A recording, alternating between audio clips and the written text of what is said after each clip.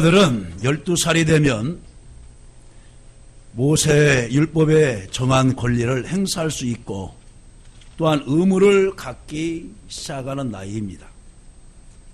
모세의 율법에 의하면 모든 이스라엘 성인 남자들은 6월절, 77절, 장막절 3대 절기에 예루살렘 성전을 찾아서 제사하고 있습니다.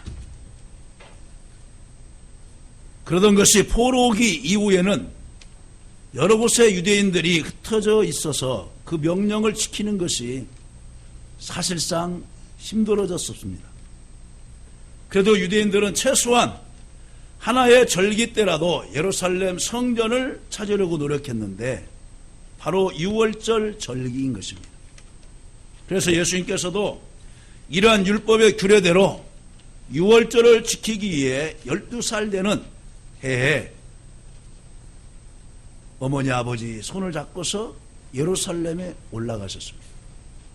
많은 추석가들은 이때 예수님께서 신의 소명에 눈을 떴다고 말하고도 있습니다.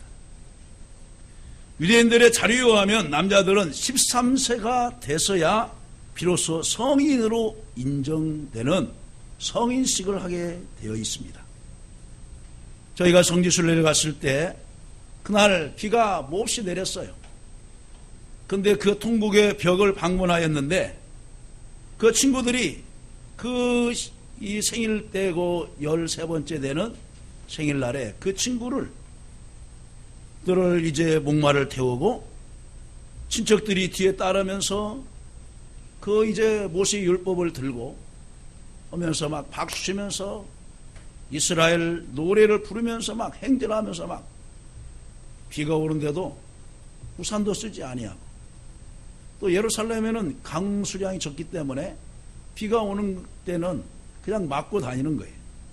그래서 그것을 이제 축하해 주는 장면을 보았습니다. 그러나 예수님께서는 12살 되는 해에 부모님과 함께 예루살렘을 찾았는데 이는 성인으로 취급받는 나이 계산이 잘못된 것이 아니라 지혜로운 예수님의 부모님들이 다음에 예수님이 성전 방문을 제대로 할 수 있도록 미리 성전에 올라갔을 것이라. 그리고 내년 성인식을 미리 준비하도록 하기 위한 하나의 예전 행사와 같다고 추석가 핸드릭스는 말하고 있습니다. 그날들을 마치고 보니 6월절은 8일간에 지냈는데 그 첫째 날에는 6월절 양을 잡고 나머지 7일은 이스트가 들어가지 않는 무교복을 먹는 절기로 지킵니다. 예수님은 문맥상으로 보아 예수와 그의 부모들은 8일간의 절기를 모두 지켰음이 분명합니다. 자, 이것을 보면 우리들이 예배를 드릴 때도 첫 시간부터 마지막 시간까지 드리는 일이 중요한 거예요. 바로 중간에 예수님이 가진 않았어요. 또 늦게 예루살렘에 올라오지도 않았어요. 첫날부터 마지막 날까지 마치고 돌아가는 것을 이제 보게 되는 것입니다. 그런데 6월절을 마치고 돌아오는 도중에 예수님이 계시지 않은 것입니다. 여기에서 우리에게 주는 교훈이 무엇인지를 한번 생각해 보도록 하겠습니다. 그래서 저는 오늘 제목이 뭐냐? 잃어버린 그리스도. 따라서 해봅니다. 잃어버린 그리스도. 잃어버린 그리스도. 이 마리아와 이제 요셉은 3일 동안 걸어오는 중간에도 예수님이 계신 줄을 몰랐어요. 잃어버린 줄을 몰랐어요. 43절에 나오죠. 그날들을 마치고 바로 첫날 6월절과 7일 이제 무교절을 지키고 돌아갈 때까지도 이제 몰랐어요. 44절에 보면 뭐라고 되어 있습니까? 동행 중에 있는 줄로 생각하고 그랬죠. 영절에 예루살렘을 방문했던 사람들이 고향으로 주섬주섬 돌아갈 때에는 여자들과 어린아이들이 한 무리를 이루어서 이제 가게 됩니다. 왜? 여러 지역에서 온 것입니다. 그리고 예루살렘에서 여러 지역 갈 때에는 가끔씩 강도들이 나타나서 아이들을 상해하기도 하고 돈을 빼앗는 경우가 있기 때문에 앞에다가 어린아이와 이제 여자들을 세우고 뒤에서 장정들이나 아니면 부모들이 이제 보고서 가는 게 되는 것입니다. 그래서 이제 한 무리를 이루어 앞서서 가고 남자들과 제법 나이 든 소년들이 그 뒤를 따라가게 되어 있습니다. 또 나이가 어중간한 예수는 보이지 않는다 할지라도 마리아는 그가 남자들의 무리에게 있는 것을 알고 요셉은 그가 어린 소년들의 무리에 있는 것으로 서로 착각을 했던 것입니다.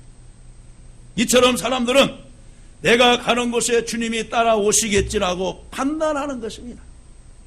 주님, 저는 바빠서 지금 앞만 보고 가니까 주님은 저 뒤에 따라오시든지 말든지 알아서 하세요. 어떻게 보면 마리아와 요셉과 우리 같은 생각을 할 수가 있는 것입니다. 예수님을 앞세우고 뒤에서 우리가 따라가야 되는데 또 예수님께서 뭐라고 했어요? 나를 따라오려거든 자기를 부인하고 나를 쫓을 것이니라 그랬어요. 여러분, 말을 뒤에서 쫓습니까? 앞에서 쫓습니까? 목자가 먼저 가면서 그 말을 쫓습니까? 아니죠. 양과 말은 양을 앞에다 놓아두고 뒤에서 목자가 쫓아갑니다.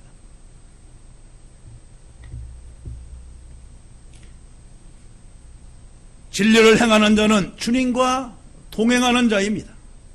주님은 우리를 구원해 주신 것뿐만 아니라 은혜에서 영광에 이르기까지 우리와 항상 함께 하시겠다고 약속을 했습니다.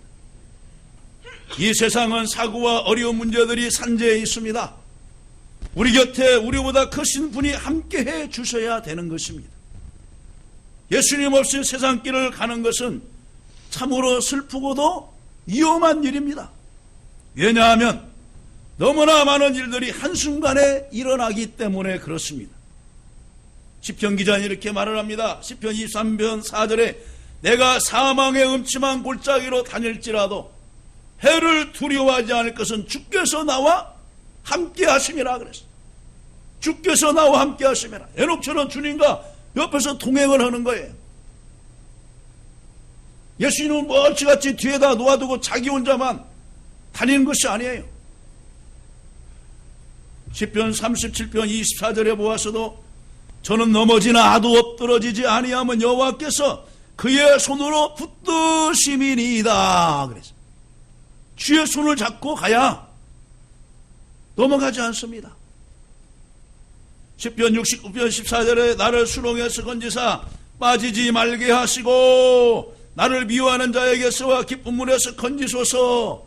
수렁에서 빠지지 않도록 주님이 붙들어 주셔야 되는 것입니다. 오늘날 사람들은 예수님이 필요 없는 것 같이 느껴질지도 모릅니다. 건강이 있으니 필요도 없고 사업이 잘 되니 필요도 없고 가정과 식구가 잘 있으니 필요도 없지 않나 이렇게 생각할 수도 있습니다. 그들이 예수님을 떠났을 때 예수님을 그곳에 그대로 남겨둔 것입니다. 오늘날 많은 성도들이 죄악 세상으로 들어가면서 예수님을 뒤로 남겨두는 일이 많습니다.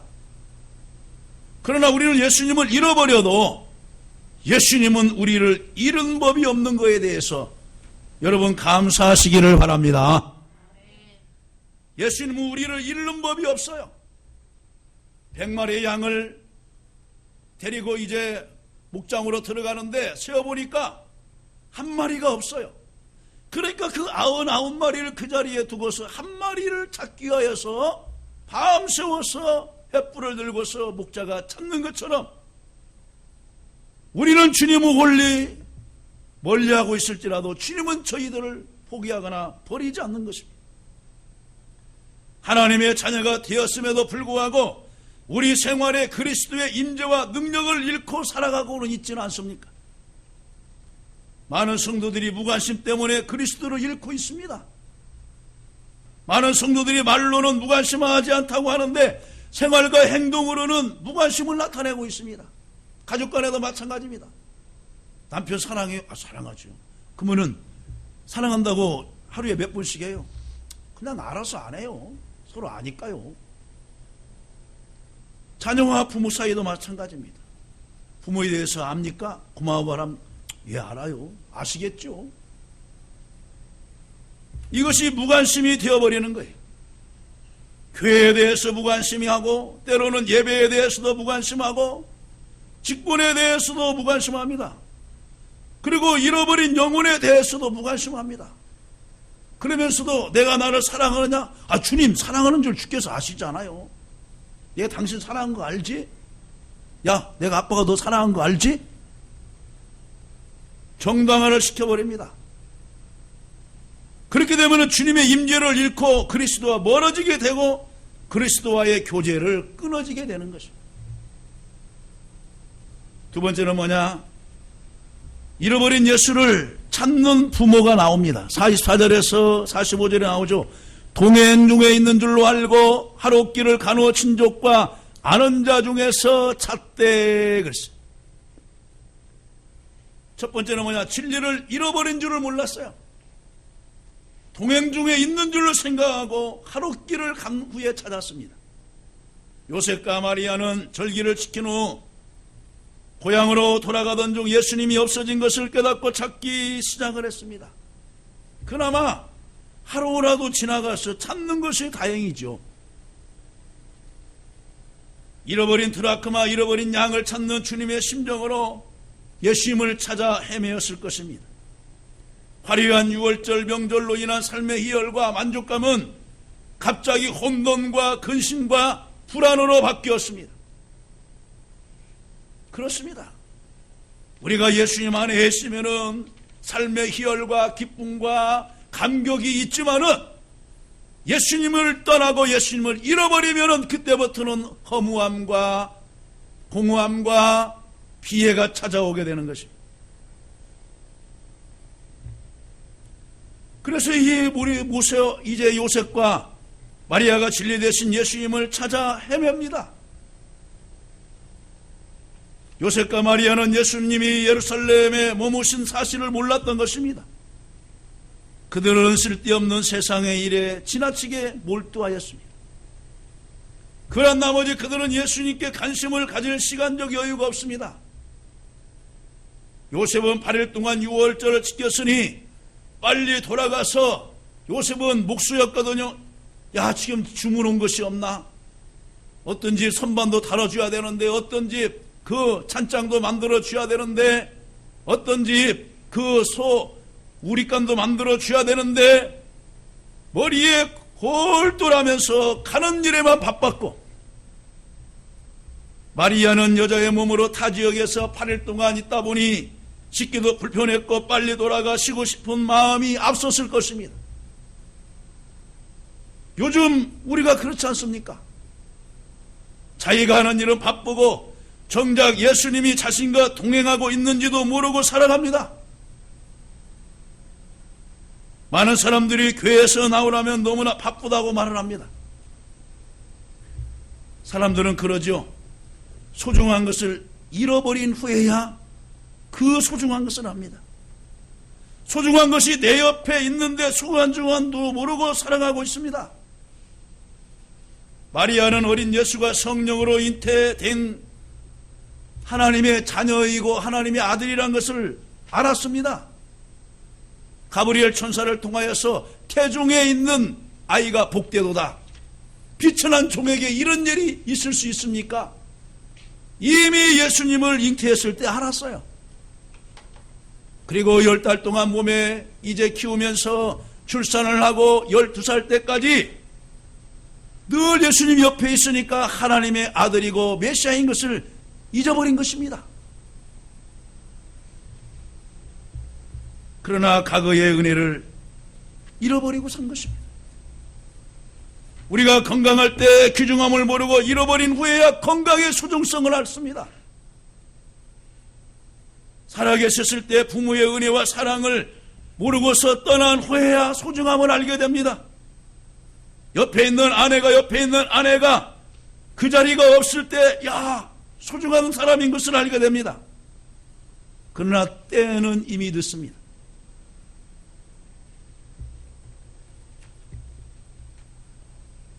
예수님을 잃어버린 사람은 주님의 임재를 잃고 그의 생활은 열매가 없고 공허해지는 것입니다. 다음에 두 번째로 이 예수님을 친족과 아는 자 중에서 찾으려고 요셉과 마리아는 물어봤습니다.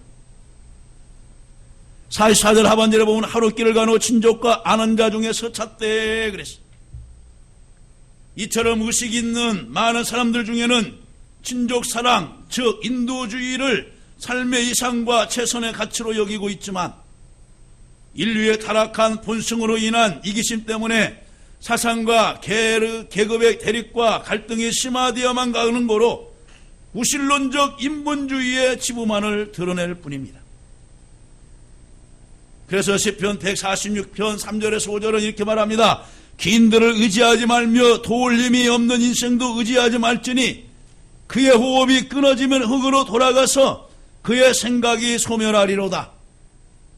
야곱의 하나님을 자기의 도움으로 삼으며 여호와 자기 하나님에게 자기의 소망을 두는 자는 복이 있도다 그랬어. 사람의 공허함과 그 허무함을 인간관계에서 찾으려고 합니다. 바로 친족과 아는 자 중에서 찾으려고 합니다. 내가 그동안 살아왔던 그 경험에서 찾으려고 합니다. 내가 그동안 습관적으로 해왔던 내가 즐겨하고 있는 일에서 바로 진리를 찾으려고 합니다. 그러나 그 진리는 찾아지지 않습니다. 세 번째로 삶의 경험으로 찾으려고 합니다. 45절에 또 나옵니다. 만나지 못함에 찾으면서 예루살렘에 돌아갔더니 이제는 습관적으로 이제 예루살렘으로 올라가는 것입니다. 원문에 찾는다는 뜻은 오르락내리락 앞뒤를 찾으며 또한 전체를 뒤지면서 라고 하는 뜻을 갖고 있습니다. 이제 경험을 더듬어가면서 친족을 찾아봤는데 없어요. 우리 중에서 찾다 보니까 없어요. 이제는 과거의 길로 가서 찾으려고 하는 것입니다.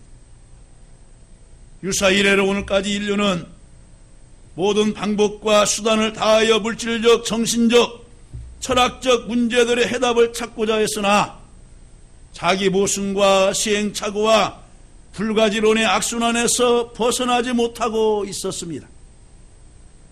예수님께서 십자가에 못 박혀 죽으셨을 때 제자들은 뿔뿔이 흩어졌습니다. 과거의 삶의 현장으로 돌아갔습니다. 베드로도 다시 고기를 잡으러 갈릴리 바다로 갔습니다. 거기서 전업으로 돌아가 고기를 찾고 있는 중에 예수님이 찾아왔습니다.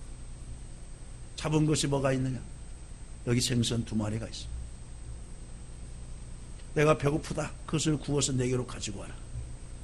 먹으면서 이제 영안이 열려지고 부활하신 예수님인 것을 그때야 알았습니다. 사랑하는 성도 여러분, 여러분들이 잃어버린 예수를 어디에서 찾고 있습니까? 여러분이 즐겨하고 있는 운동에서 찾고 있습니까? 아니면 여러분들이 취미생활에서 진리를 찾으려고 지금 노력하고 있습니까? 세 번째, 잃어버린 예수는 성전에서 찾을 수가 있습니다.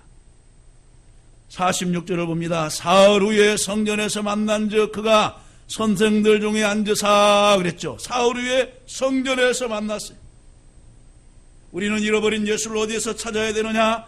하나님의 성전에서 찾아야 되는 것입니다. 과거 한때 어떤 분이 교회 밖에도 구원이 있다고 외친 사람이 있어요. 절대로 구원 밖에는, 교회 밖에는 구원이 없습니다. 요셉과 마리아는 사흘 후 성전에서 공개신화 토론회장에 있는 예수님을 만났습니다. 인생의 진리를 만날 곳은 오직 하나님의 성전인 것입니다. 성전은 하나님이 임재하신 곳이며 하나님의 축복과 말씀이 선포되는 곳이며 하나님의 사죄와 은총이 시행되며 인생이 하나님을 만날 수 있는 진리의 기둥과 터인 것입니다.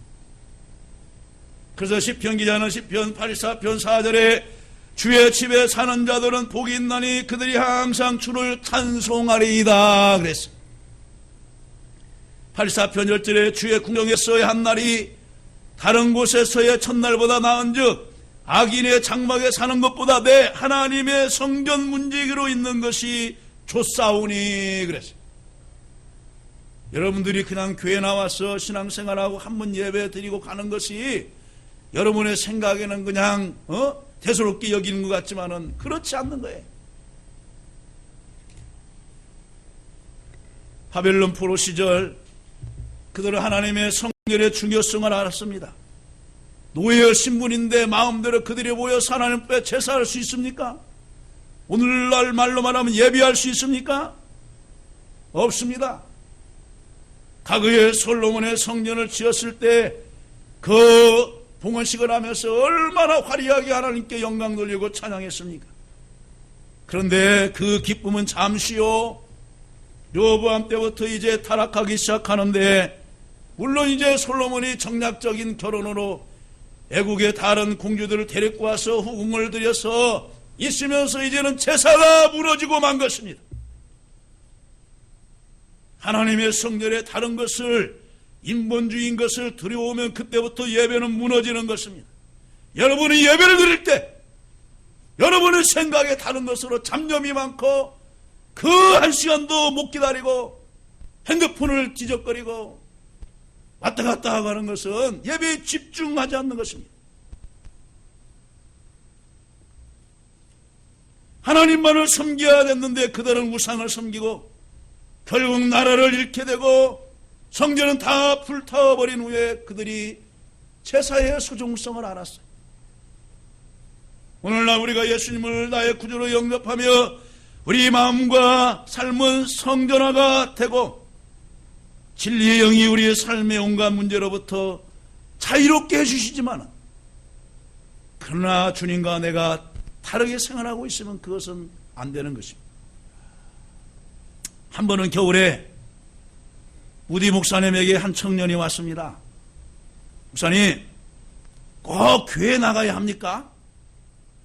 집에서 성경을 읽고 혼자 기도하고 예배하면 안 됩니까? 그러자 무디 선생님이 옆에 있는 벽난로에서 장작 하나를 꺼내더니 한쪽에다가 갖다 놨어요. 조금 있다 그것이 이제 꺼지면서 시큼한 숯으로 남겨 있습니다. 그래서 다시 그걸 갖다가 그 장작불을 이제 벽난로에다 집어넣은 거예요. 어이 청년, 방금 내가 활발 타오르는 장작을 꺼내서 바깥에 놓으니까 어땠는가? 예, 시커멓게 탔죠. 다시 그 장작을 다시 벽난로에 넣으니까 어떤가? 활발 타오르네요. 바로 신앙은 그렇게 하는 것이네. 너희들이 아무리 혼자 예수를 잘 믿을 것 같아도 교회 품을 떠나서는 예수를 열심히 믿을 수 없어. 그 말을 하자 현명한 청년이 깨닫고 회개하고 돌아갔다는 것입니다. 여러분, 성전 중심으로 살면 주님을 절대로 잃지 않을 줄로 믿습니다. 두 번째는 뭐냐? 잃어버린 장소에서 찾았습니다. 우리가 어디서 잃었는지 알아서 그곳에 가면 그리스도를 다시 찾을 수 있습니다. 주님을 섬기다가 그만두었다고 한다면 그 자리에서 찾으세요. 죄를 짓고 있어도 그만둘 때 그곳에서 다시 찾을 수가 있습니다. 교회 출석을 게을리했다면 다시 의무를 다할 때 찾을 수가 있습니다. 어린아이를 가끔씩 이제 대공원이나 아니면 여행 가서 잃어버린 경우가 있어요. 그곳을 벗어나면 안 됩니다. 그곳에 있어서 경찰서에다가 전화를 하고 또 가까운 친척들에게 전화를 해서 어디에서 아이가 잊어먹었는데 그 주변을 돌아봐라. 나는 이곳에 있을 테니까. 아이는 한 곳에 집중하면서 쫓아가다가 이제 재미가 흥미가 떨어지면 내가 잊어버렸네 하면서 다시 그곳을 돌아오는 경우가 있어요. 제가 어렸을 때 중동에서 살다가 친구 따라서 이제 개복교를 간 적이 있어요. 가다가 영동길 가다가 예배드리고서는 잃어버렸어요. 그런데 뭡니까? 생각해 보니까 이 길로 왔지, 저 길로 왔지, 저 길로 왔지 하면서 결국 이제 찾아오게 된 경우가 있었습니다. 어린아이를 잃어버렸을 때도 그것을 벗어나면 찾을 수 없듯이 우리가 혹시라도 신앙을 잃어버렸다고 한다면은 그 현장에서 찾도록 해야 되는 거죠. 여러분, 이번에 크림빵 그 남편 교통사고 알죠? 그 차종의 그 변바 부스러기가 어디에서 있었어요? 현장에서 있었어요. 현장에 그 부스러기를 경찰이 갖고 있었어요. 세 번째는 뭐냐? 신앙의 중요성입니다. 우리는 본문의 소년 예수의 말씀에서 간과할 수 없는 사실을 발견합니다. 그것은 곧 신앙 교육의 효과인 것입니다. 소년 예수는 요셉과 마리아 손에 이끌려서 단 한 번의 예루살렘 성전 방문을 통하여 삶의 큰 전환점을 맞았습니다. 그런데 평소에 이 마리아와 요셉이 어린 예수를 데리고 하나님 말씀을 가르쳐 준 것을 볼 수가 있어요. 가르침을 받지 않았는데 어떻게 그 자리에서 많은 그 사람들에게 놓으면서 있는 자리에서 그가 선생들 중에 앉아서 그들에게 듣기도 하시며 묻기도 하셨다 할 수 있습니까? 사람은 자기가 듣는 것을 사람에게 얘기하고 보는 것을 얘기하게 되어 있습니다. 가정에서 여러분 가정에서 성경책을 덮어두고 살면은 아이가 성경에 대해서 궁금한 점을 물을 수가 없어요. 여러분들이 집에서 일주일 동안 성경 한 권도 안 읽고 온다면은 목사님 6월절이 뭐예요? 물어볼 수도 없어요. 그래서 성경 공부가 중요하고 그 성경 공부 안에서 배우지 못한 신앙의 교육을 받을 수가 있는 것입니다. 사무엘이 성경 중심 생활을 하다가 선지자가 되었습니다. 이사야는 하나님의 성전에서 기도하다가 소명을 받았습니다. 나면서부터 안전병이 된 자는 하나님의 성전 입구에서 앉아있다가 그나마 베드로와 요한을 통하여서 안전병이에서 일어나는 역사가 일어났습니다. 말씀을 뵙습니다. 본문의 말씀은 예수께서 어릴 때부터 이미 자신이 하나님의 아들이요 그리스도로서 이 땅에 오신 사실을 인식하고 계셨음을 볼 수 있습니다. 자신의 위치에 계신 주님과 어린 예수님을 잃어버린 마리아와 요셉이 대조를 이루면서 우리는 항상 주님과 동행하며 내 위치가 어디에 있는가? 지금 내가 홀로 다니면서 잃어버린 예수는 다른 곳에 있지는 않는가? 일 때문에, 자녀 때문에, 시간 때문에 우리는 예수님을 잃어버린 경우가 많이 있어요. 명심하시고 다시 잃어버린 예수님을 이 성전에서 찾으시고 주님과 함께 손잡고 세상을 향하여서 가정을 향하여서 나아가시고 승리하시기를 주님의 이름으로 간절히 축원합니다.